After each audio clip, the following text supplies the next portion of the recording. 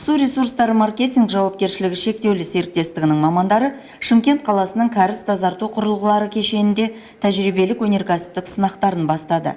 Жағымсыз иісті болдырмау және шөгінділердің артық мөлшерін барынша азайту үшін арнайы шығарылған микроорганизмдер осындағы өрімдерге салына бастады.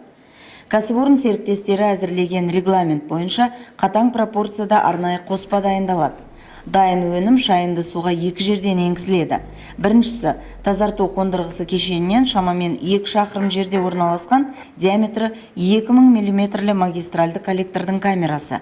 Шайынды суға енгеннен кейін бактериялар және олардың 50-ге жуық түрі арнайы ерітіндіде геометриялық тұрғыда көбейе бастайды және жол бойы жағымсыз иіс шығаратын зиянды заттарды жояды. Ал екінші нүкте аэротенктердің алдында шайынды суды биологиялық тазартудан өткізетін тарату ыдысында орналасқан.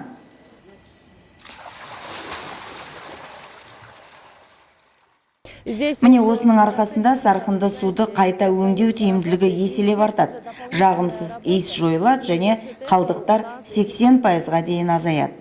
Естеріңізге сала кетейік, 2023 жылы су ресурстары маркетинг кәсіпорнының басшылығы Биоран жауапкершілігі шектеулі серіктестігімен тәжірибелік өнеркәсіптік сынақтар жүргізу бойынша уағдаласқан болатын. Бұл компанияның базасы Ұлыбританияда орналасқан. Микробиологиялық өнімді қолдана отырып, артық шөгінділерді зарарсыздандырудың заманауи экологиялық шешімдерімен айналысатын грекиялық коммерциялық топтың мүддесін білдіреді. Биоран компаниясы мамандарының айтуынша, дәл осы әдісті енгізу барысында жағымсыз иіс әлдеқайда азаяды.